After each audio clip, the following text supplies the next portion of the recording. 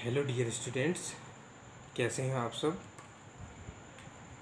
आज मैं आपको करवाने वाला हूं चैप्टर 3 सर्कल का question number 27 and it is the last question of this chapter in this book Rajlakshmi publication.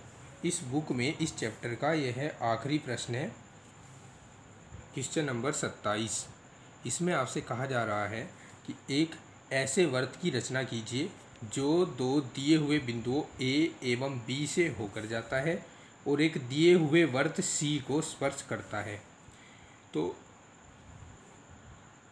मैं आपको बहुत बार बता चुका हूँ कि सबसे पहले जब आप रचनाएं करते हैं तो सबसे पहले आपको दिया हुआ जो कुछ भी होता है, जो वेक्टर्स आपको दिए जाते हैं, सबसे पहले आप उनको खींचते हैं।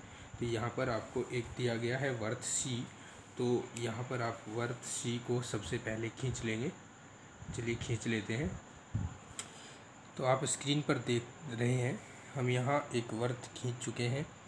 इस वर्त के केंद्र का नाम हमने सी रख दिया है। अब दिए गए दोनों बिंदु हमें लेने हैं, दिए गए दोनों बिंदु ए और बी यहाँ ले लेते हैं। ये हो गए दोनों बिंदु ए एंड बी। अब अगला स्टेप इन दोनों बिंदुओं को ज्वाइन करना है। स्केल की सहायता से इन दोनों को ज्वाइन कर देंगे।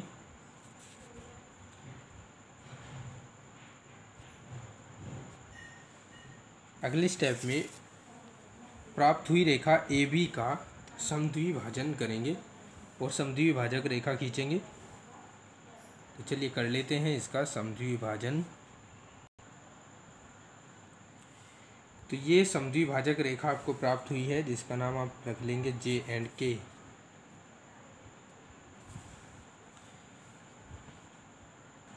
अब इस समद्विभाजक रेखा जे के पर कोई बिंदु ले लेंगे। तो यहाँ एक बिंदु मैं ले रहा हूँ, इस बिंदु का नाम रख रहे हैं बिंदु जी। अब बिंदु जी को केंद्र मानकर और जी ए त्रिज्या से आप एक काल्पनिक वर्त यहाँ खींचेंगे।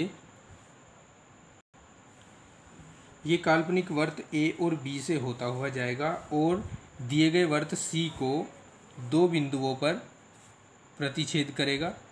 इन दो बिंदुओं के नाम हम बिंदु डी और बिंदु ई रख लेते हैं। अब इस बिंदु डी ई को मिलाकर आगे बढ़ाना है।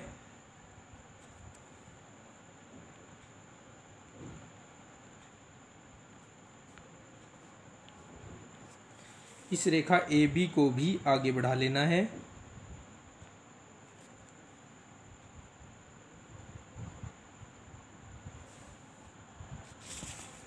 इस तरह ये एक दूसरे को बिंदु P पर काट देंगे।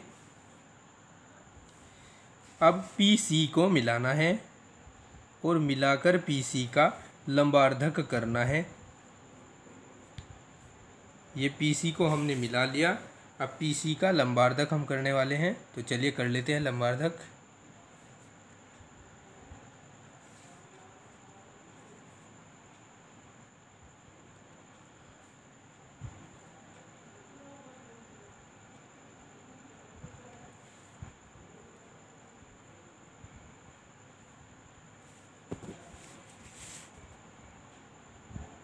लंबार्धक रेखा खींचते हैं।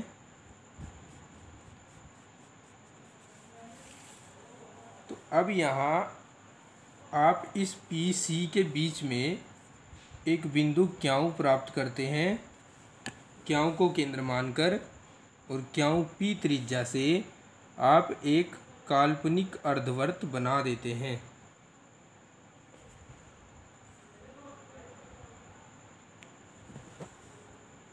अब ये काल्पनिक अर्धवर्त पहले खींचे गए दिए गए वर्त C को उसकी परिधि पर इस बिंदु पर प्रतिच्छेद करता है।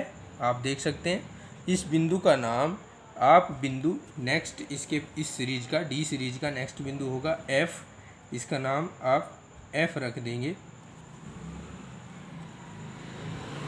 अब नेक्स्ट स्टेप होगा कि आप AF को मिला देंगे और AF का समद्विभाजन कर देंगे। अब समद्विभाजन करने जा रहे हैं रेखा ए एफ का।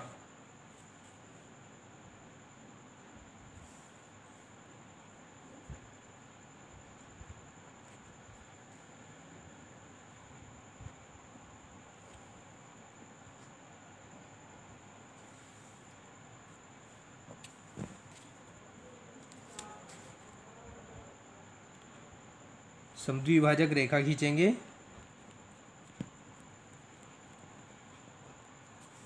और हम देख रहे हैं कि इस समद्विभाजक ने ए एफ के समद्विभाजक ने जे के को एक बिंदु पर प्रतिच्छेद किया है।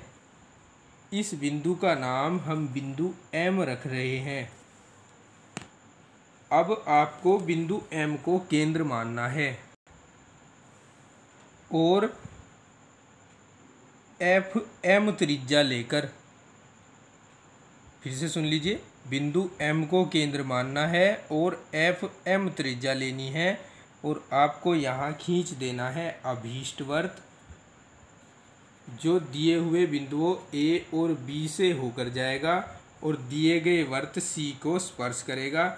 चित्र में आप ये देख सकते हैं, जो हमने डार्क इंक में खींचा है वो हमारा रिक्वायर्ड सर्कल है, अभीष्ट वर्त है, जो दिए गए दोनों बिंदुओं ए और बी से होकर गया है और वर्त सी को स्पर्श करते हुए गया है। तो इस प्रकार आप इस क्वेश्चन का कंस्ट्रक्शन पूरा करेंगे। तो यहाँ पर चैप्टर नंबर 3 कंप्लीट होता है। थैंक्स।